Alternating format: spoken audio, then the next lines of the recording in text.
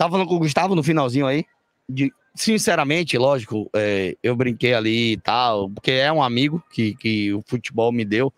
Falo com o Gustavo, vejo os jogos do Criciúma e quando ele vai bem, eu digo pra vocês que eu comemoro. Lógico, hoje não, é contra o Bahia, não tem isso, mas é um brother que eu conheço desde quando ele tinha 16 anos, né? E assim, é um jogo difícil lá, gente. Não tô falando por Gustavo, não é isso. Só pra vocês entenderem. É um jogo difícil lá. E a gente teve chance, Jax, MG, galera do chat, de fazer 2-3, pô. A bola de Ademir, que o Rogério cita na coletiva, era só tocar pro lado, pô. Ele tinha Biel com um gol escancarado. Mas assim, ele bate no contrapé do Gustavo. E o Gustavo é muito feliz na defesa com o pé esquerdo, porque poderia ter saído o gol. Ademir não tomou uma decisão errada. Tá dizendo que ele tinha uma alternativa, que ele poderia ter dado um passe pro lado, optou por bater e não fez o gol porque o goleiro foi feliz. Esse é um ponto 1. O chute do Depena, isso. que desvia na zaga, vai no contrapé do Gustavo e ele faz outra defesa também, né? As duas belíssimas defesas dele no jogo. E por último, o próprio Biel, que eu citei de receber a bola, Biel deu um drible lá, que ele recebeu a bola do Juba, deu um drible, era só rolar, irmão. Ele quis dar outro, ele quis mais um corte pra dentro. Desnecessário, pô. Tá jogando FIFA, pô? Desnecessário, quer ficar pra lá e pra cá. Não, cortou primeiro, desmanchou o zagueiro, rola a bola pra quem tá de frente.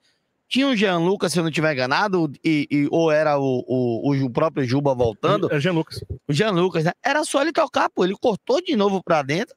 Aí o cara botou o corpo na frente, ele no corpo não conseguiu ganhar. E por aí vai. Tipo, a gente teve chance. A gente não lembra aqui de uma defesa do Marcos Felipe. Eu não lembro de uma defesa do Marcos Felipe no jogo, né? A cabeçada do Caulinho na trave, nem tava lembrando disso. Que era 0x0 no primeiro tempo. Marcou impedimento, só que tem VAR, irmão. A cabeçada foi na trave. Tem VAR. Gustavo achou um pênalti, que eu não sei que pênalti é esse que ele tá achando. Te falar, eu vendo o jogo ali, eu falei que foi pênalti também. Foi um lance com Éder aqui na área. Eu falei, foi pênalti. Mas ele não deu, ele nem revisou no VAR nem nada. Eu achei que tinha sido pênalti. Eu não sei qual é esse lance, não. Vou procurar depois com calma. Vilmar tá dizendo Jean Lucas mal de novo. Eu achei Jean Lucas um dos melhores, irmão. Um dos melhores. Não achei ele mal, não, sinceramente. Sinceramente, eu não achei ele mal, não. Mas é opinião, né? O Jean, o problema é que às vezes a galera quer que apareça, chute, faça gol, dê passe e tal. Olhar o lado fundamental de tática ali, onde ele pouco apareceu para o ataque, mas apareceu para o time. Como o Rogério até cita, no balanço do trio do meio-campo. O trio do meio-campo que ele cita de balanço é o Jean Lucas, Everton e Cauli. Não é o Caio Alexandre. O Caio Alexandre é um cabeça de área, mas reparem que o Caio tá bem mais recuado do que o início, quando era Jacobina, Jacuipense, Campeonato Baiano e equipes mais fracas de uma Copa do Nordeste. Aí, quem tava na linha aqui do meio-campo? Canu e Cuesta.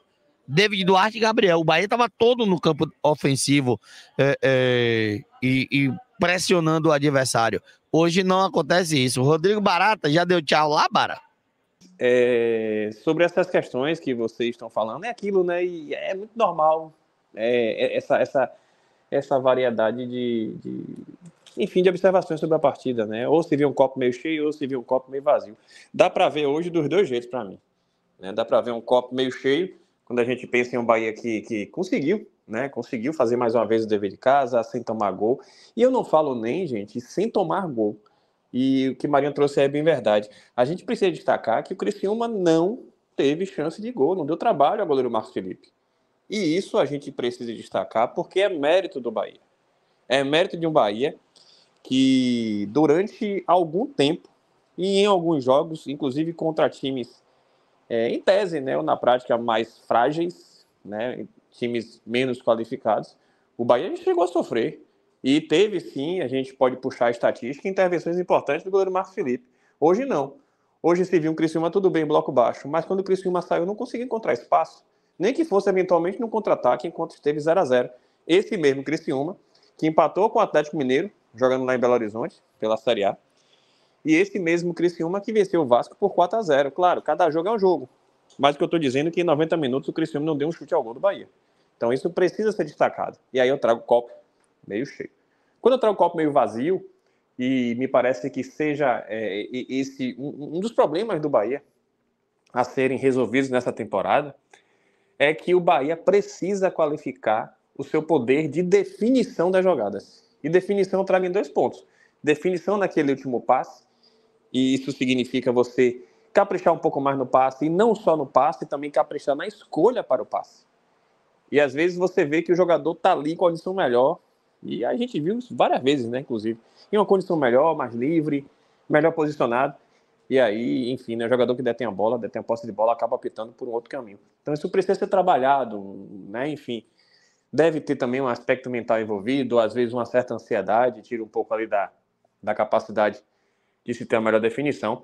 Então, a definição nesse aspecto do último passe, da melhor escolha, e também a definição ali já, perto do gol. E aí eu trago essas questões, envolvendo o Biel, quando não envolvendo o Ademir, né? Então é algo que o Bahia precisa trabalhar, porque não é todo jogo que a gente pode se dar o luxo de perder oportunidades. Eu digo nem oportunidade de gol, mas oportunidades de ataque, oportunidades ofensivas. Então isso precisa ser qualificado pelo Bahia. Claro, vai ter 100%? Dificilmente. Né? E a gente não está dizendo aqui que não se pode perder oportunidades ofensivas. Claro que faz parte. Agora o Bahia, para mim, precisa diminuir um pouco essa balança e entregar um pouco mais de qualidade nas definições de jogadas. Porque hoje tudo bem.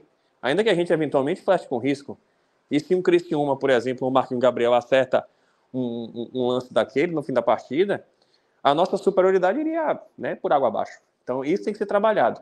E me parece que Ceni está preocupado com isso. E nesse ponto, pelo menos, eu fico feliz. Agora, ele vai ter que entender ou fazer o melhor diagnóstico para saber se é uma questão individual, se é uma questão coletiva, se são as duas coisas, se é uma questão mental. A gente não tem como definir. Claro, vai se passar também por um processo de amadurecimento. Alguns jogadores vão passar por isso, né? O próprio Biel, querendo ou não, é um jogador relativamente jovem e às vezes se precipita, a gente vê isso. Outros até um pouco mais velhos também se precipitam. Cauli hoje não foi tão bem, então veja que é um jogador que tem suas qualidades. Mas o gol sai do pé dele, né? É isso, claro, mas veja, Cauli é um jogador que ele é tão bom, tão diferenciado, que ele decide um lance. E todo mundo sabe disso, por isso que é um jogador que você não pode tirar. Dificilmente você deve tirar Cauli de uma partida. Ele resolve um lance porque ele é tecnicamente diferenciado. Mas se ele resolver em mais de um lance, o Bahia vai ter mais oportunidades. E no primeiro tempo o Cauli foi muito abaixo. Ainda que tenha tido aquela bola, aquele cabeceio na trave. Então é um processo que o Bahia vai ter de amadurecimento. Quando eu digo trazendo essas questões, é porque a gente tem essa margem de crescimento. Então se a gente tem uma margem de crescimento individual, e peças como o Cauli, a gente está se dando ao luxo de não ter ele em seu melhor momento, e a gente vai para a temporada passada e vê a Cauli resolvendo a vida do Bahia, isso para mim, Marinho, é um excelente sinal. Porque isso mostra, Marinho Jackson, que o Bahia tem outras alternativas e que o Bahia tem uma margem para crescer na temporada. Pois é, outro detalhe interessante também, Rogério cita na coletiva, quando é questionado de por que ele botou 2 de beirada e tirou, e aí jogou o Everaldo para dentro da área, e também na pergunta anterior de Everaldo de ponta, ele falou que Everaldo não estava de ponta, e Everaldo não estava, né? Até na análise que a gente trouxe ontem na live, eu e Yuri, da análise tática do gol do Bahia, que o Everaldo tá na lateral direita praticamente, ajudando a construir o lance, depois ele toca a bola para o meio e já vai para a área para receber essa bola. Ele fala que dos atacantes dele, são poucos que vão conseguir fazer a função que foi treinada em Manchester para ser o projeto da temporada. Por isso que ele fala comigo e com o Yuri na entrevista lá em Manchester, que ele diz assim, quando todo mundo queria um 9, ele, primeiro a gente tem que entender qual vai ser o tático. Primeiro a gente tem que entender como é que o time vai se comportar em campo, se vou precisar ou não, se vou jogar ou não com 9, para trazer ou não esse 9. E o Bahia traz o Estupiñán, eu acho até mais por pressão da torcida de estar pedindo o 9 do que o Rogério precisar, né? Tanto que é só olhar o número de partidas do Estupiñán, é só olhar como é que o Rogério coloca o Estupiñán ou não em campo para poder fazer uma análise de como ele vai jogar. E outro ponto que ele cita, Bara e Jax, outro ponto que ele cita é quando ele diz assim, para jogar ali onde Tassiano e Everaldo estão jogando, o cara tem que se doar muito e abrir mão de vaidades. E tem um ponto que eu notei, pelo menos. O único que ele não cita é o Estupião. Ele fala Ademir, Biel e o próprio Ratão. Acabou o ataque, pô. Porque os outros dois são titulares. Everaldo e Tassiano. 4 atacantes que tem no banco. Você cita 3 dizendo, ó, tem que se doar, tem que abrir mão de vaidades, porque vai voltar pra marcar e tal. E Estupião já não tem esse perfil. E depois ele fala, coloca o Estupião ali quando eu tiro o Cauli. Que muita gente fica achando que o 9 tá sendo Tassiano. E hoje, de novo, a gente falou isso em outro momento, tanto eu quanto o Yuri, a gente trouxe o lado tático mostrando que Tassiano e Ademir, Biel, ora o próprio Everaldo antes de machucar, né? Quando cada um abrem para as laterais, quem entra como homem surpresa sendo esse 9 é Cauli. Né? Então o Bahia não tem um 9, mas o centroavante do Bahia é Cauli Oliveira. Só que, como o Rogério também cita, tomar decisão rápida, dominar e já tem na ideia o que vai fazer, se vai dar um drible, se vai finalizar e tal. Não cabe, o Rogério não diz isso, mas aí eu que tô dizendo, não cabe aquela coisa do fazer a parede, dominar, querer proteger, levantar a cabeça para girar, para ver se dá para finalizar ou não. Então, o que o Rogério fala dos atacantes mostra de como é o jeito do time jogar hoje, onde quase todo mundo corre, né? E, inclusive, Juba não tem esse ponto ofensivo, porque se ele cansar, ele vai ter que botar Rezende, Cicinho, quem for do lado de lá vai mudar a característica do time pelo lado esquerdo. Até falei antes de você subir, mano, pra mim, quando ele fala essa questão de Juba, é o único da função que eu tenho, ele tá abrindo mão de Vitor Roque. De Caio Roque também. Eu né? queria estar abrindo também mão de Vitor Roque. Também queria estar abrindo mão de Vitor Roque, mas é Caio Roque, né? Ele tá dizendo, não, ó, eu tenho Juba aqui e acabou. E no meio do ano eu vou ter Iago e a gente vai ver, né? Ou seja, pra mim, ele já deixa de contar com o Caio Roque. E isso é interessante, esse negócio do posicionamento de Everaldo, essa questão do posicionamento de Everaldo realmente, porque eu também acho que ele não é um ponta, né? O Rogério falou muito bem de segundo atacante. Ele faz aquela movimentação natural, né, de um time que joga com 2 atacantes. Ele sempre tá aberto do lado direito, o Tassiano vai fechando pro outro lado.